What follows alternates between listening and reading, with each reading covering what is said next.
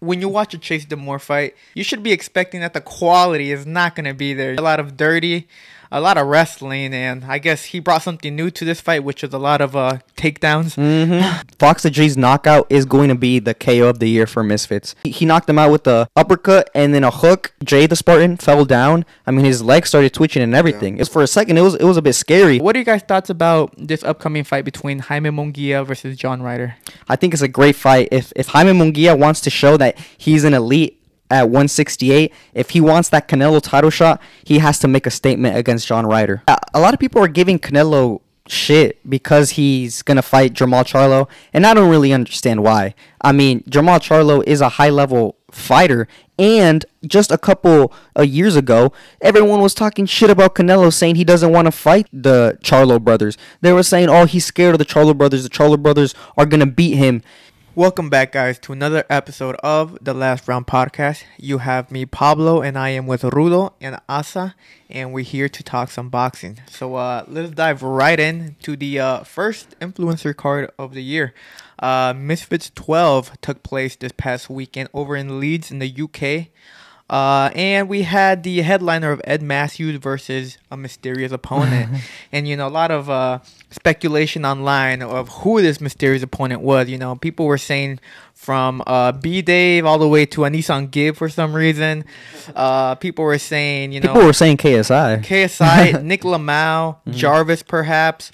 And a lot of these speculations arose because a lot of these fighters who I just mentioned were posting them at the gym saying like, oh, I got to drop to, you know, 155 or 160, you know, speculating or trying to, you know, add fire to the rumors that they were going to be the ones who were going to be the surprise opponent. But it turns out they weren't. None of them were, except one man. The return of Luis Pineda, the Mexican GOAT, the Mexican journeyman turned into the biggest UK sensation. But before we get into that one, let's talk a little bit about some of the other fights that happened within the card. Let's start off with the opening fight for the main card, which was the return of the GOAT, Chase DeMoor. Yeah. As he took on Minikon, and let me just say, this fight was bad. It was bad. Yeah. It was so bad. But it didn't really surprise me because Chase always has bad fights. Yeah. Like, when you watch a Chase DeMoor fight, you should be expecting that the quality is not going to be there. You know, it's going to be a lot of dirty, a lot of wrestling, and I guess he brought something new to this fight, which is a lot of takedowns. Yeah. So what are you guys' thoughts about Chase and his fight? Yeah, I mean, I guess it kind of lived up to his expectation because pretty low expectation. It was a pretty low fight, you know. Chase DeMoor finally got his first win on Misfits. Yeah. Congratulations. After 4 fights in Misfits, like yeah, he was 0-3. You know what I'm saying? But Misfits loves him. They keep on bringing him back. He opened the card, and he finally got his first win against Minikon. It seemed his aggression was finally able to overwhelm somebody. Yeah. FC Minikon was a bit nervous. It seemed he didn't really want to be in there with Chase. He felt the pressure, definitely the aggression. And Chase also was very physical in there. I mean, it was really like a wrestling match. There was so much illegal stuff going on in there. I'm surprised the referee didn't disqualify Chase DeMoor. Yeah. Well, look. First off, congrats to him because you know it's been a long journey. A long journey. Yeah. A long/short journey. And yeah, he finally got a dub. Well deserved. I think he actually did win. But yeah, man. I mean, there's still things to work on and stuff like that. But one thing that I want to bring up is that a lot of people were really going against them, even up to Keemstar, actually. Chase put on his Twitter a screenshot of a text message between him and Keemstar saying that Chase was asking him what did he thought about taking a fight with his opponent. And Keemstar said, no, it's too much risk. And even if you do end up winning, you're not going to get much clout from it. So it's high risk and no reward. And he was against Chase taking this fight, and Chase still decided to take this fight. Kind of proved the haters wrong, and Well, he proved the haters wrong, but I guess he proved them right as well. I mean, I wouldn't be surprised if his next fight he gets disqualified. If you're a boxing fan, if you're like an actual boxing fan, and you want to give the influencer scene a chance, do not tune into a Chase DeMoor fight because it's gonna give you the worst representation of influencer boxing there is. I think. I mean, yeah, Chase. We already know what to expect when he fights, but I think some of the fault has to be with the referee, with the commission, because it was also like a week or two ago, Misfits announced that they were no longer going to use the PBA, which has been their commission since the very beginning. And so right now for this event they use the Poland boxing commission, which I've never heard of before. The referees look like table waiters from a restaurant.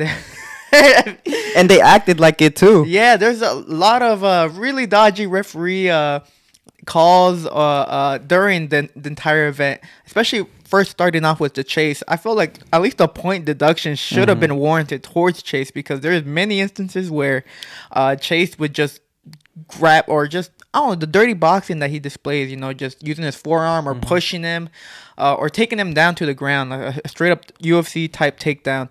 And I mean, referee should have been on top of that, but he let everything slide. He gave no warning, or he did give warning, but he gave more warnings than I've ever seen a referee give a warning and not take a point away, So I think some of the fault has to be with the commission or the referee in this case. Yeah. No, you go for it. Yeah, definitely. I mean, the commission was completely awful. I mean, the whole card, and to start it off as well, you got to regulate fights. I mean, especially if you're refereeing Chase DeMoor, because he is a dirty fighter. So you got to get in there and got to be like, yo, you can't be putting your forearm in your opponent's chin. That's illegal. That's not boxing right there. No. Yeah, so, I mean, regardless, though, Chase, he finally got an authentic knockdown. Like, he did, yeah. He got an authentic knockdown. Not straight. Well, it was a right hand, but it's kind of a little scrappy in there, but he was able to drop him. But in what you mentioned, Rudo, Minikon looked like he just didn't really want to be there. He looked a little nervous, a little scared. And I think Chase's aggression, like you mentioned, as well as his just natural strength, because Chase is huge. He was, I think, 20 pounds over him in the weigh-ins. And so I think that played a big factor in how Minikon acted, or how Chase was able to perform, because he was just so much bigger than Minikon throughout the fight. And Minikon, he had a lot of I remember when he was first popped up into the influencer scene, he had a decent amount of hype around him, because they were like, oh, he's actually pretty decent, he can maybe do something. And I think this fight really took it just took a big hit to his stock, as a heavyweight influencer boxer. So I'm not really looking forward to what he does next. Maybe if he performs a lot bigger next time and fights with actual confidence in this next bout, then perhaps maybe the hype can get back for Minikon. But regardless, Chase DeMoor, you finally got that win, and I think you should celebrate a lot. Yeah, celebrate accordingly. I mean, his first win. His boxing is evolving, at least. He is, of course, still a dirty fighter, but he is evolving. Now he's able to throw a little bit more straighter punches. He was able to knock him down. But so he finally got his win. His boxing is evolving. Is he ready for another chance at the heavyweight championship against Tempo Arts? Oh, I think. In fact, actually, I think we talked about this when the Prime card was going on. He was robbed. I believe he was robbed. Yeah. I think Chase DeMoor showed up already had a W in the influencer scene, but he was robbed. Tempo Arts really got lucked out on that fight for the championship. But according to Mams Taylor, the winner of Minikon and Chase was going to have the opportunity to fight Tempo Arts. So Chase DeMoor, he gets a second shot at that belt, and I think he can take it. I believe he can take it away from Tempo Arts. I think it's definitely possible, actually, just because he's aggressive, and that's really valuable in that level. That amateur level, he's just so aggressive, and that scares a lot of opponents. It didn't scare Tempo Arts, but I think one of Tempo Arts' weaknesses is that his gas tank really isn't that good. He seems a bit good, but Tempo? Tempo Arts. He fights a bit good, but his gas tank wears down, and then his technique goes down the window. Yeah, what I liked about Chase was that this time I feel like he was a little bit, although for the most part I think it was mostly just off instinct, but I think in this past fight he was thinking a little bit more, even though it was a little bit dirty, or it was a little bit not maybe the way he had it in mind, but I mean, I feel like he was thinking a little bit more than his first bout, which was horrendous. Yeah, I guess Josh Beckinger, Bruckner, yeah, Buccaneer, But yeah, yeah, something like that. Yeah, I mean, he definitely improved since then, and he's even improved since his fight with Tempo Arts. So I think it makes sense to see a rematch. yeah, and he's also a talker. He called out a His Fury. coach, yeah, he called it a Fury. He called out, which I think is the brother. half-brother. Yeah, Yeah. that just barely started boxing, I believe. Okay. He called him out, and his boxing is evolving, but his trash talk game is already peak. Oh yeah, he, on point. He runs his mouth like crazy, call himself the GOAT and call himself all this, saying he's gonna be the first one to knock out a Fury. Fury. He called out two people, Fury, and then the rematch with Tempo Arts. He actually had his coach up there. Yeah, after the in the post fight interview. Yeah, the post fight interview. Yeah, he was calling him out. His coach was right there. He was like, "Bring him here." No, but yeah, so Chase DeMoor has at least another opportunity to become a Misfits world champion. So yeah, that was the Chase DeMoor fight, which was as I think we all three of us expected it to be, as rugged, as scrappy, as dirty as it possibly could be. But moving on towards the card, let's move on to the big KO, KO of the night, and I think it's if not one of the best influencer knockouts of all time. Small Spartan J versus FoxTheG. Now this one was very well hyped because FoxTheG, for many who don't know, he is a 18-year-old kid who kind of blew up kind of like on Twitter, kind of talking about the whole influencer scene. And he was finally able to get the opportunity to fight on an influencer card, which is kind of crazy, especially for a young age at 18. I think he is the youngest influencer fighter on Misfits history. So he was finally able to get the opportunity, and they placed him up against Small Spartan J, who had already made his debut at Misfits. And he had already had multiple other fights in different smaller influencer cards. So he already had experience, and this fight, man, I don't know. It was explosive from the first bell all the way to how long it lasted, even though it was very short first round KO. Very explosive, and I was genuinely surprised and impressed by how FoxTheG performed. What are you guys' thoughts? I'm definitely calling it right now. FoxTheG's knockout is going to be the KO of the year for Misfits. I mean, it was deadly. He knocked him out with the uppercut and then a hook, landed right straight on the button. And once Jay the Spartan fell down, I mean, his legs started twitching and everything. Yeah. It was for a second. It was a bit scary. They put the oxygen mask on him. He was able to get up and recover, which is what you like to see. But all the credit to FoxTheG, man. 18 years old, going up against a 28-year-old who's already been in there, who has a little bit more experience than him. FoxTheG looked prepared. He looked ready in there. He talked the talk, and he walked the walk. Yeah, just like as you guys said, I was genuinely surprised as well. I was not expecting much from him. My expectations were very low. His first fight ever. He definitely doesn't have that fighter. He doesn't look like a fighter, and he doesn't have that build of a fighter. You know what I'm saying? He's tall, skinny dude. Doesn't look threatening at all. He has longish hair as well. And yeah, he came in and right away he showed like he meant business. I'm not sure who he was training with, but he had a very good training camp. Yeah, he mentioned during the interview when they interviewed him in the locker room before the fight that he sacrificed everything. He said that he went to go live with his coach in another country, which I'm not sure where, but he said he went to go live with his coach and he did a whole training camp with him. All he did, eat, sleep, and train, and then repeat, and it definitely paid off. It paid off. Yeah, and does he have any amateur experience? Yeah, he did. He got some four amateur fights. He decided to get a little bit of experience in the ring, which I think it was good, and I definitely showed in there. I mean, he didn't look nervous at all. He looked very confident. It looked like it was not his first professional bout. Yeah, he looked ready, and maybe you could attribute it to the experience that he had in the amateurs, the little experience he had in the amateurs. You can probably the training camp was on point, and just his mentality. An 18-year-old 18 years old and he performed like that. Yeah, it's possible that he had pretty good sparring and stuff like that. Yeah, just the way he was so confident in putting those punches together, like the ones that dropped him, the uppercut, and then the hook. He definitely put some like everything into that, those punches. Yeah, he was swinging. Yeah, every punch he threw, it was with intention. You know, he threw with explosive, fast combinations.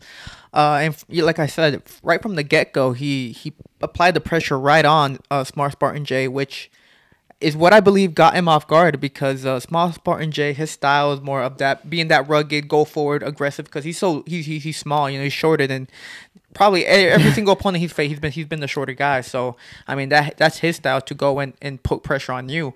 But that Fox did the opposite and put the pressure on him, and you know he jumped up, you know, he was very on his toes, and he really caught Small Spartan J just out of his game, out of his loop. And I think the thing is also, I think Small Spartan J did the mistake of trying to bang with him, you know, because first off, he didn't have the range. You know, let's talk about the first knockdown. He got dropped, right? He got dropped with a beautiful hook, and you know, he stood up and still tried to bang with the man. Like, bro, like, you just got dropped heavy, you're hurt. Why are you still trying to bang with this kid? Like, try to survive, try to get your feet back. But he just went back into the firing range, and then he just got slumped. Yeah, he was, you know, he got up, his adrenaline was running, he just got dropped. And when that happens, usually you throw very wild punches, and it's so susceptible to a counter. And FoxTheG, rightfully so, applied the pressure, not too much pressure to smother his punches, but he went at him. Jay the Spartan started throwing wild punches and just got caught once again with the hook, and it just knocked him out cold. Explosive. Yeah. It was crazy. Yeah, that one had me. I was not surprised. I was not expecting that at all, because we were talking about this earlier in the week. I had my money on Small Spartan J to beat him, just because based on the experience and whatnot. But yeah, FoxTheG really surprised not only me and us, but surprised probably everyone. Yeah, he surprised the Misfits audience. Yeah, you know, 18-year-old star now. People want to see him back in the ring. Yeah, that performance, he just solidified his career as a influencer boxer, and at a young age like that, at 18. So that's impressive. So he now has a lot to look forward to. He's young, he's hungry to keep fighting. And yeah, there's a lot of future for him on the influencer scene, which is pretty cool to see how a small platform or a small social media, a small content creator.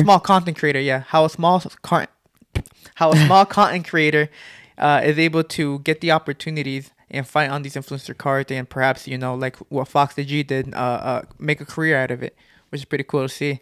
So yeah, like you said, I think this is the KO of the year for Misfits. It possibly could. I don't see anything else topping it. It was destructive. Yeah, unless KSI comes back to fight somebody like another one of those influencer Pineda guys. rematch. Pineda rematch. For real, yeah. Now that Pineda got the hype around him, he's gonna go get that rematch, and KSI is gonna get another highlight reel KO. Yeah, very impressive. Very impressive. Going back to Fox. What's next for him, or who do you guys want to see him fight next? He's at 135, correct? Yeah, around there. Yeah, around 135. So he's like 5'7" at 5'8". Yeah. Pretty tall, pretty lengthy kid, and I believe he faced off with somebody. Like he already has some talk to fight somebody. I don't remember his name. Do you remember his name? Yeah, Joey Knight. Joey Knight opened up the card at the prelims against Most Wanted, and Most Wanted is another content creator who started from Twitter. He's been doing Twitter Spaces for a very long time, and he got the opportunity to fight on the influencer card, which is pretty awesome. But yeah, he ended up getting stopped. But yeah, Joey Knight, the man who beat him, they did a face-off after the fight at the hotel lobby, and people are kind of starting to a little hype that one up a little bit because they're around the same weight. So it could be a potential. Yeah, they both won, and they both won pretty well. So it's a potential fight for both fighters, and I think it's a good one. But you guys have anything else to add about FoxTheG? No? Well, yeah, so that was FoxTheG and Small Spartan J. So let's keep moving on a little bit towards the card. We also had the OJ Rose against Ashley Rak-Su. Rak-Su was the man who beat King Kenny. And he's been doing pretty well for himself. OJ Rose popped up to the scene last year. His last fight was against Anderson Silva's son, Gabe Silva, and he came up short, but he was back here again to try to redeem himself, and well, no one got the better of it. It was judges scored it a draw, and it sparked a lot of controversy online because many people thought that OJ Rose took the win. I don't have much comments about this fight. I thought it was a close, competitive fight, and I really was not scoring. Yeah, I was not scoring it, honestly. But what are you guys' thoughts about that fight? Yeah, it was definitely during the card, it was very hype because there was a lot of knockdowns going on. Yeah, it was crazy. And then with his fight, Rak-Su, for some reason, had the wrong game plan. He wanted to kind of box like King Kenny. Like, it was kind of strange. He was moving back way too much, letting OJ Rose get the initiative, and it definitely hurt his chances. I believe Rak-Su could have done a lot better in this fight, and he didn't perform his best. I've seen him perform much better, throw a lot more punches, but maybe it was OJ Rose with his pressure. Maybe OJ Rose intimidated him a lot or countered him with some punches. It was a close fight. I actually do believe OJ Rose won simply because of the aggression and he wanted to fight. It seemed he wanted to fight. Rak-Su was kind of throwing a lazy jab, running around the ring. I don't think that should give that many points to him. But close fight. I'm not mad about a draw. They'll probably run it back, and I think it's a good idea to run it back. I'm not gonna lie. I thought OJ Rose won, but I don't want to see that fight. That fight was not very much entertaining. That's what you said. Rak-Su was fighting differently, and I think it's because of the aggression that OJ was bringing, and also the combinations as well, the punch output. Based off of those two things, I would have given him the fight. It wasn't the best. It was kind of like messy. It was kind of like the punches were being blocked, but he was being busy. He was the one looking for it, trying to initiate engagement and stuff like that, combat. But it is what it is. It's a draw. It's not the end of the world, so he can definitely take this as a learning lesson and just continue on, because he's one of the other fighters I want to continue seeing him rise. OJ Rose? Rings, yes. Okay. Yeah. But so yeah, that was a brief segment about the OJ Rose and Ashley Rak-Su. I accidentally skipped the fight. Tristan Ham versus not Logan Paul. Bro, okay, off topic. Imagine you build your whole internet persona off someone else. Oh man, I don't know about you guys, but I'm not a big fan of that. Hey, no, building your big not. persona, saying like, oh, I'm not Logan Paul. Like, come on, bro. Like, anyways, regardless, he got absolutely sparked. Yeah, bro. He got sparked out bad. If Logan Paul would have actually sneezed 3 times, yeah. But yeah, this one got a lot of criticism on especially on Twitter or X from actual boxing pages that were popping up and saw this clip.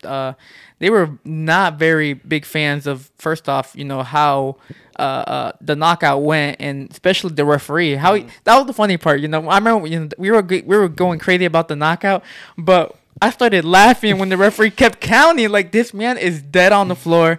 He's not gonna get up. Obviously, he just got hit with a vicious uppercut, and the referee still had the audacity to keep on counting all the way to 10. Like, it's wild.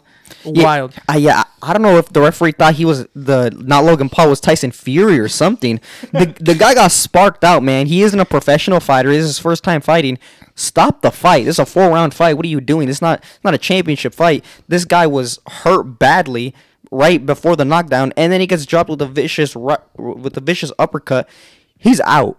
He's out. He was literally on top of him, counting all the way to 10. He was out. He wasn't even trying to get up. I don't know what the referee was going on. This commission was absolutely horrible. Well, if I'm not mistaken, didn't he get dropped before he officially got dropped? Yeah. Yeah, so he got dropped, and he was hurt too, and the ref could have stopped it for sure. Like, he was not Logan got up, and he was visibly hurt, and the ref was. Well, he didn't get dropped. He was holding on to the rope. Mm-hmm. Yeah, this still counts as a knockdown because he still gave him the 8 count. But yeah, he was still hurt, and the ref didn't do the typical protocols, which is come forward, move to the left, move to the right. He just kind of looked at him and was like, "Fight." Yep. Yeah. And then, yeah, I mean, it was inevitable that the knockout was going to come. Yeah, I don't know if Logan Paul is looking at another lawsuit, you know what I'm saying? Because this guy just got knocked out. Everyone's saying it was Logan Paul. Defamation. It's a defamation lawsuit, yeah. Yeah, I mean, and this goes back to what we were talking about earlier. I mean, I know a lot of people are just against the influencer, you know, just boxing scene as a whole. And for me, my personal opinion, and I think you guys can attest to this, but I like it. You know, I don't want it to stop. I want this show to continue. But in order for it to continue, I want it to go the right way, which means Misfits has to get a better commission. They have to invest the money to get a better commission, better referees, better judges, and stuff like that. Yeah, or else we're going to continue to have these amateur refs, amateur judges that don't really know what to do when there's something... You know what I'm saying? When there's a hurt fighter right in front of them. Fighter, or when there's like a situation where like a fighter continues to play dirty, too much excessive clinching, excessive elbow use and stuff like that. Like they need to have refs to come in there and just shut that down. Definitely, yeah. I mean, this fight, this definitely got a lot of flack because the referee was just horrible. The referee was just a bad referee, and he literally, he could have stopped it. All of them were. Probably it should have been stopped when not Logan Paul was holding onto the ropes, trying not to go down, which was dumb. He should have gone down because he got even more hurt because the guy saw he wasn't going down, so he kept on pummeling him with right hands. Yeah, so you got that ref that doesn't stop it, and then you got another ref who doesn't say anything to Chase, you know, for the excessive holding and clinching and the tackling and stuff like that. And then you have the ref that refereed the Elle, Brooke, and AJ Bunker fight. Elle Brooke. It was just like one clinch and then he took a point off. Like it's ridiculous. I think it's gone far enough. Definitely, yeah. The commission was horrible. Yeah. Yeah. So, but like I said, that commission was only temporary, supposedly. So, Misfits still has yet to announce who their new commission is. Which, like you mentioned, I hope it's one that's actually dedicated to keep these fighters safe because. Overall, these guys, they're not fighters, you know, they're influencers, they're content creators. They don't train every day, or they haven't trained their entire life. They're dedicated to the sport, you know, and they're obviously not going to be as well, you know, as tough as an actual, you know, disciplined fighter who actually does this as a job, as a career. So, I mean, Misfits may, you know, if they choose another commission who's like the PBA or like this Poland commission, and fighters keep on getting, you know, hurt, something bad's gonna happen, and it's gonna affect the whole influencer scene. But regardless of that was a pretty funny knockout. It was. It was a devastating knockout. It was devastating. It was wild. At the whole If FoxTheG wouldn't have knocked out Small Spartan J the way he did, that would have been the KO of the night. That one was crazy. That one was insane. He folded him. Oh my gosh, bro. You know it's a bad knockout when their legs, you know, when they just get folded, like the way he got folded. His knees went back. Ugh. Disgusting. Yeah. Disgusting. So let's move on with the card. I'll just briefly talk a little bit about Elle Brooke against what's her name? Ashley. What? Oh, AJ Bunker. I called her Ashley. Elle Brooke versus AJ Bunker 2. Briefly about this fight. I don't think I've ever seen a woman get sparked out like that. Oh my dude, it's been a while since I've seen a woman absolutely just face down, ass up. You know, it was a deadly right hand. Elle Brooke had some bombs in those hands, and also another pretty crazy knockout. That's pretty good. Yeah, the fight itself was actually a bad fight.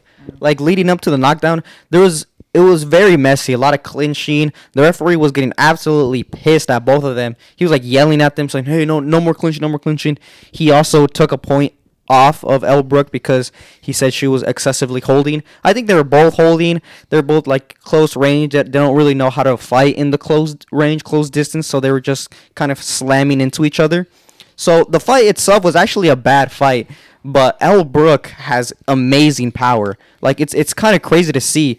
It's very few times that you see a woman like that have that much power in her right hand. She sparked her out with one punch.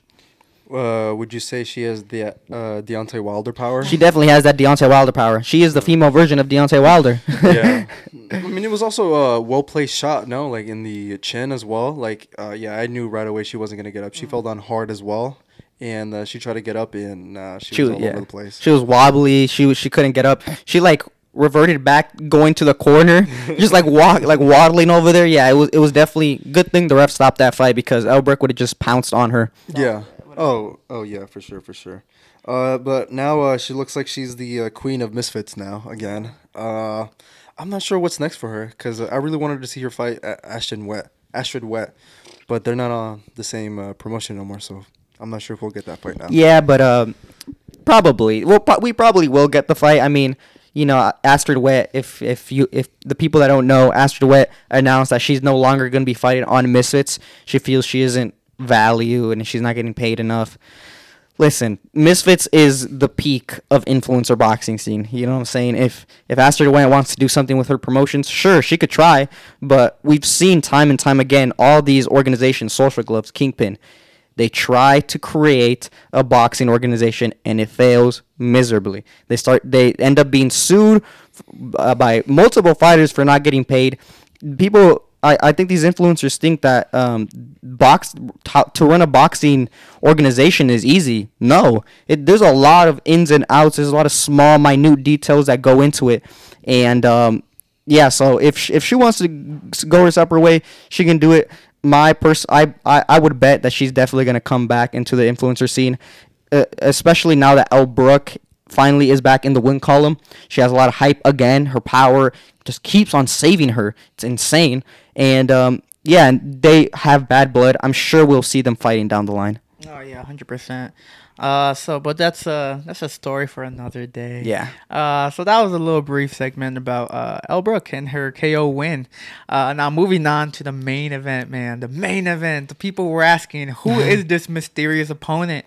Ooh, you know, they announced it, and it was Jinty who came out running to the ring. But then Swarms came out running too, and then B-Dave came, and there's 3 fighters in there, and people were like, who is it gonna be? Until we heard the Undertaker theme song, followed by the mariachi, and there stood the 6'1" and lanky goat from Mexico, Luis Pineda. You know, he was back again, the mystery opponent again. You know, I think a lot of people were a little bit disappointed though. Yeah. Social media was not very happy that it was Luis Pineda. I think they were expecting something big or someone, you know, just someone new, fresh. Someone new, yeah. But no, I guess Luis Pineda is the mandatory mystery opponent for Misfits. But I mean, he showcased that he's him. Mm-hmm. He knocked out Ed Matthews out of the ring. Well, brutal 3 spam right hands. I think some of them were a little behind the head. But regardless, he knocked them out of the ring, got the KO win, and he celebrated like a madman. The Luis Pineda Mexican story lives on, you know. The hype train continues for him after his devastating loss against KSI last year. Or, 2 years ago now. Wow. Nearly 2 years ago. It's going to be like a year and a half. But yeah, so Luis Pineda is back. Got the win against Ed Matthews. What are you guys' thoughts about that? Yeah, I mean, it was a pretty entertaining fight. Ed Matthews is one of those guys that's like super aggressive. You know, he uses his anger as fuel, and that could work sometimes, especially if the opponent is nervous, if the opponent is unsure of himself, or if the opponent just has a bad gas tank. Because but Ed Matthews, you know, he uses that anger. Once that anger goes out, he kind of dips a very steep decline in his volume, and Luis Pineda weathered the storm, and then he was able to get his shots off. He knocked him down once, and then he knocked him out of the ring. It was kind of crazy to see. It was a good fight. I think Luis Pineda just keeps on getting those wins. He's gonna keep on getting those calls from Misfits to fight again. So hey, I'm happy for him, man. He's made a whole career off that. Yeah, I'm happy for him too as well. Like, I was genuinely surprised. I kind of wasn't really expecting Luis Pineda to be the mystery opponent. I was thinking more like B-Dave actually. Funny enough, he actually came out, but yeah, it was a good win for him against a guy who's sturdy, who's rugged, who one could call him a road man and stuff like that. I think it was a decent win. I think it's another typical Mexican fighter against last minute calling to fight a UK fighter. Yeah. That's kind of what it was. And yeah, he did not disappoint. What was it, in the second round he stopped him? Yeah. Yeah, really good win for Luis. Since the first time we've seen him, he's definitely improved. And it looks like he's going to continue to improve. Not only that, but he's also grown into the spotlight, or he's definitely grown into that, just the fame and just sort of having the big lights on him. He's definitely like it looks like he's definitely comfortable with that now. Yeah, I think it's just the confidence. I think, they put him in with KSI, and he was shitting bricks. You know what I'm saying? Because KSI is an intimidating guy. He's also, you could tell by, we know from his style, very aggressive, very heavy-handed, and Luis Pineda did not show his skills in that fight. But ever since then, they keep on bringing him back, and he keeps on illustrating that he is, he has some skill. Especially, he's able to contend. Obviously, he's not an elite, but he's able to contend with these influencers, and he gives good fights. So why not keep on bringing him back? Yeah, he's gonna continue to give that typical Mexican style. Really, show his heart on his sleeve, and leave it all in the ring. Well, now that Luis Pineda came back, got that win against Ed Matthews, what's next for him? Because, you know what, a low-key good fight would be Luis Pineda versus Blueface, if Blueface ever solves his whole lawsuit thing or his jail time. But another good one, how about Luis Pineda versus Canelo Alvarez?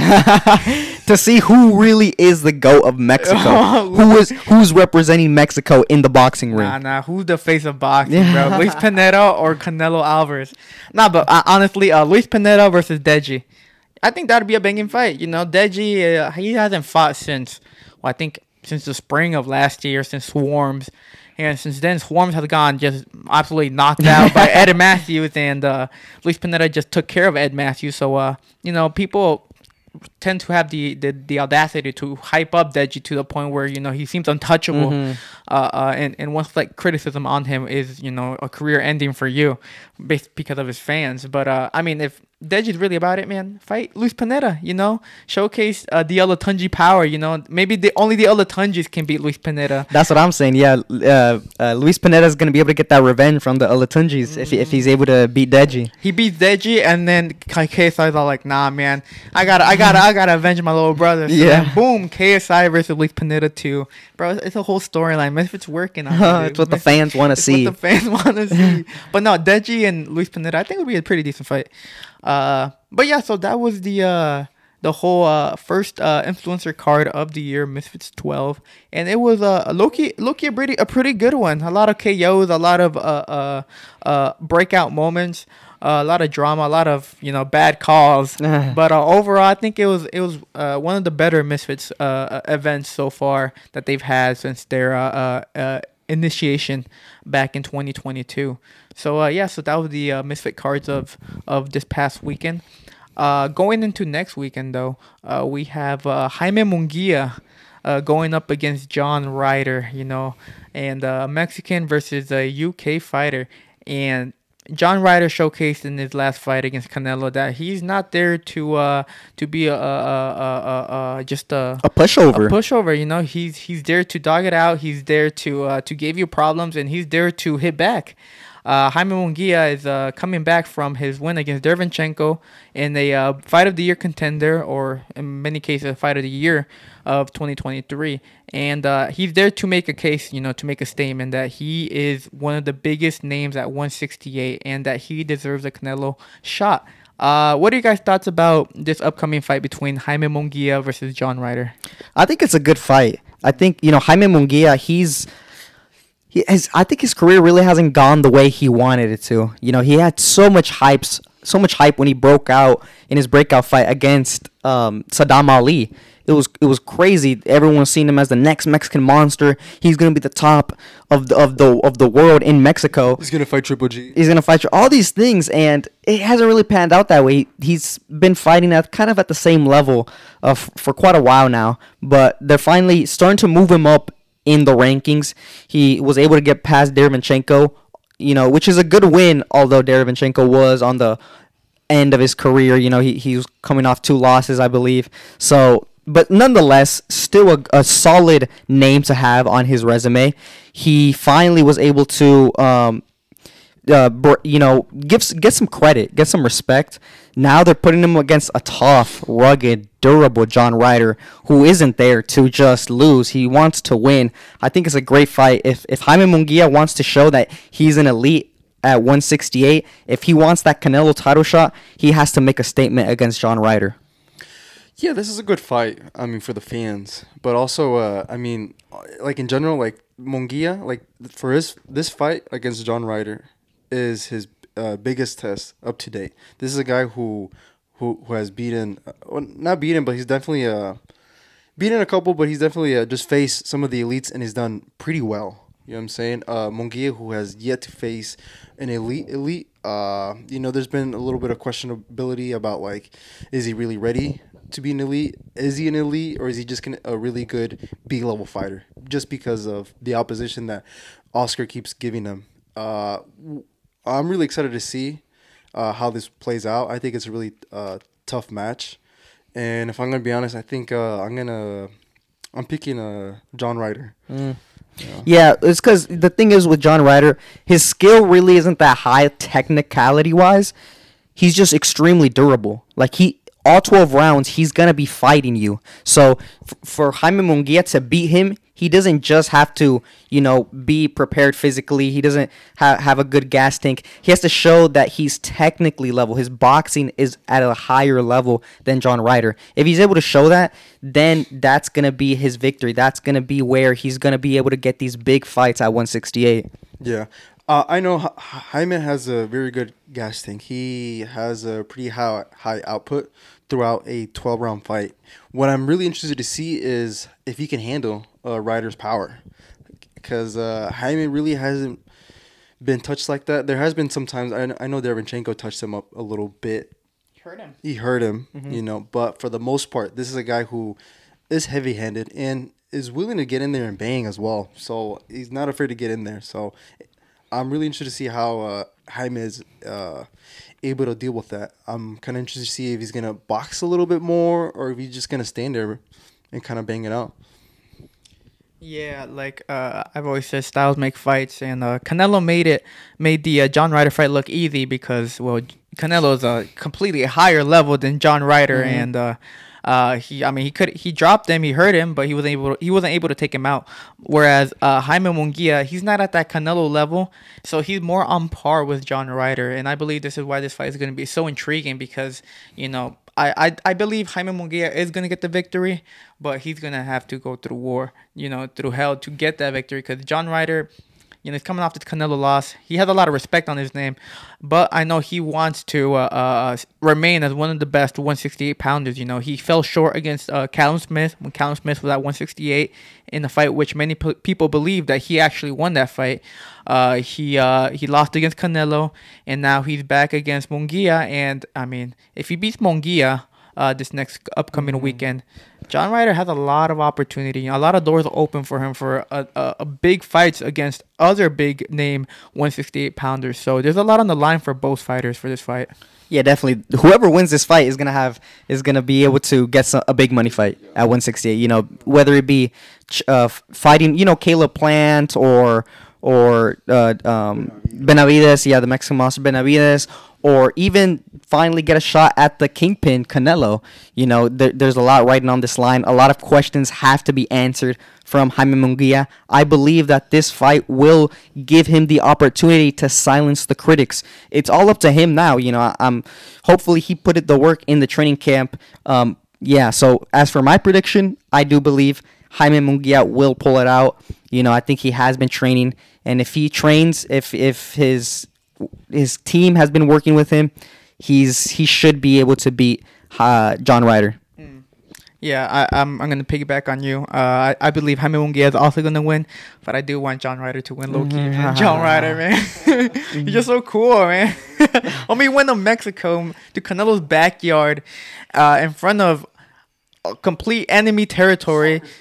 and absolutely, gave it his all, and he fought back. He got some licks in on Canelo, and I mean, it takes a big balls to do something like this. So I have a lot of respect for John Ryder, and I'm hoping he pulls it off. But in my head, I believe Jaime Munguia is gonna get the job done for this upcoming weekend. But yeah, so that was our predictions for Jaime Munguia versus John Ryder. I think the last thing we'll touch base on is on the Amazon Amazon Video, or what's it called? Prime Video. There you go. Prime Video slash PBC. Their whole agreement that was signed, or that was announced last year back in December. The partnership between these two. Supposedly, there's rumors coming out that their first event is going to be in March, headlined by the one and only Canelo Alvarez. And who his opponent is going to be? Many are saying it's Jermall Charlo, the 160-pounder who went up to 168 and is looking likely to be Canelo's next fight, according to rumors. What are your guys' thoughts about that headliner? Canelo taking on another Charlo, the twin, in the first ever Prime Video pay-per-view. Yeah, a lot of people are giving Canelo shit because he's going to fight Jermall Charlo, and I don't really understand why. I mean, Jermall Charlo is a high-level fighter, and just a couple of years ago, everyone was talking shit about Canelo, saying he doesn't want to fight the Charlo brothers. They were saying, oh, he's scared of the Charlo brothers. The Charlo brothers are going to beat him. He's fought one Charlo brother, absolutely whooped him, sent him back to 154, and now he's going to fight the big bro, the guy at 168. And people are giving him shit, which is, I think it just shows that the Canelo haters are going to hate regardless, you know what I'm saying? So I think it's a good fight. I think that Charlo, he's a strong fighter. He was able to get that win against Jose Benavidez Jr. And so he's back in the win column. He wants to maintain, he wants to keep active, and he's going to get a shot against Canelo. Canelo is going to get the opportunity to completely destroy the Charlo brothers if they do end up fighting. I think it's a good fight. I think a lot of people are just hating because they love to hate. Do you know who are the people that are hating? Who? It's the Charlo fan base. Yeah, because they know. I mean, Jermall hasn't even stopped drinking, bro. He just continually has problems outside of the ring. Like, he hasn't put the bottle down. He's not training. So, I mean, he's not the Jermall Charlo fighter that we saw a couple years back. He's not the same dude anymore. That's why I think there's a lot of pushback, because they're like, why? Well, it makes sense why. Like, Charlo is definitely a respectable, if that minimum, respectable champion. Why not face against another champion? Like, that just, it's a very good fight. It makes sense. In either way down the line, if it's just gonna be like a legacy fight type thing. You know what I'm saying? It's gonna be like, Canelo's on Mount Rushmore of Mexican fighters because he fought both Charlos. He fought this, blah blah blah. It's a really good fight. It makes sense now rather than later. I feel like it's better now than later because who knows how Jermall's situation is going to be. But yeah, I think it's a good fight. Yeah, and like I said, the only ones who are crying about it are the ones who don't want to see him don't want to see Jermall lose. Well, I'm one of those people. I'm not a big fan of this fight. I think, like you just mentioned it right now, I think Jermall Charlo is on the decline, or he's been in the decline. He's not the same fighter that he was, and it's evident based on how active he is. And I just don't think I'm just not a big fan of this fight. If I had the opportunity to choose between Jermall Charlo or Jaime Munguia, I'd choose Jaime Munguia. At least he's active. At least he's still fighting. At least he's younger. He's more in his prime than Jermall, and he's at least more serious about this. I do think, though, a lot of the criticism does come also from the fact that people want to see him fight against David Benavidez already. And, any opponent besides other than David Benavidez is going to get some what's the word? Pushback, some pushback, some hate from the fans, because they want to see that fight. But, I'm willing to wait for that fight because I believe Canelo is going to take that fight against David Benavidez, but it won't be until, in the fall of this year. Yeah, I think he's going to fight him in September. Yeah, I think it's going to be a fall type of a fight for a David Benavidez fight. So, I mean, I'm willing to wait. That's not my issue, though. My issue is just the opponent. I'm not a big fan of him choosing Charlo over at least Jaime Munguia, which was, I guess, the only other option that people were rumors were being spread that it was that was going to be first Jaime Munguia, and then they got switched over to Charlo. Yeah, I'm still not mad about it. I mean, I think it's just Canelo wants to keep active. You know, he always fights March 5th or September. May 5th or September. Those are his dates. You know what I'm saying? Because they're Mexican holidays in those months. But yeah, I think it's a simple plan. I think, and I think it's pretty evident to see. He's gonna fight Charlo in March or in May. He's gonna fight Charlo in May, so it appears, and then he's gonna easily dispatch of him because Canelo is that guy. And he's going to go fight David Benavidez, and then he's easily going to dispatch of him because he's that guy. Damn. Easily. I mean, yeah, I see, you know, it's all part of a game plan. Like, yeah, he's just trying to stay active before the a potential David Benavidez fight later this year. But, yeah, I don't know. People were just... Regardless, Canelo, once you're that big of a name, any move that you do will receive some backlash from people who don't like it. But regardless, at least we get to see Canelo come back, and I'm just really more intrigued to see what Prime Video does, you know, different than Showtime. You know, are they gonna, you know, have better production quality throughout the event? Are they gonna promote the event better, you know, leading up to the fight? What new things or segments are they gonna implement? You know, is it gonna be a new commentary team, I assume? Yeah. Who are they gonna choose? Who are they gonna pick? You know, what are they gonna do that's gonna make Prime Video different than what Showtime was doing for this past 3 decades? So I think I'm more excited about that than the actual Charlo fight if Canelo does end up fighting them. Yeah, the Prime Video, they're the new kids on the block, man, and I want them to exceed expectations. I want them to bring something new to boxing, to make it run more smooth, make everything better, the production, the quality, everything. Make the big fights happen. They're the new kids on the block. They got to show what they're going to add to boxing, how they're going to fit into the boxing hierarchy of the other organizations, of the other networks. You know, I want to see something. Yeah, I want to see what Prime Video does, and I think they will do it, you know, because Prime Video is huge. They're big, you know. Amazon's billion-dollar company, you know. Hopefully they invest the money, which is on their part. You know, if it all eyes are on them and the choices are on them, the responsibility is on them. They can you know, invest the money and make it a very good show, or they could just half-ass it and then make it a very bad show. It's all up to them. My hope is that they will do it justice. Yeah, hopefully. I mean, we'll see. You know, Elle Heyman's still, you know, behind all that. You know, he's the guy who has a whole PBC fighter roster. Yeah, but it's the network. You know what I'm saying? The network, how it's going to run. The network, I mean, he still has a big say, you know, because he's the one, you know, doing the one. I just hopefully they do it better than their previous endeavors, you know, because apparently word on the street is they're kind of in debt, which is why, you know, they're not with Showtime no more, and Showtime isn't a thing no more. So hopefully this time they do it better. And honestly, I think they have to do it better. Just the landscape of boxing is changing very much at this point. The fans, I think, have been very vocal. I think they don't want fights. They want fights, and I think they won't be willing to buy no more lame pay-per-view fights anymore, unless it's 2 guys that they really want to see.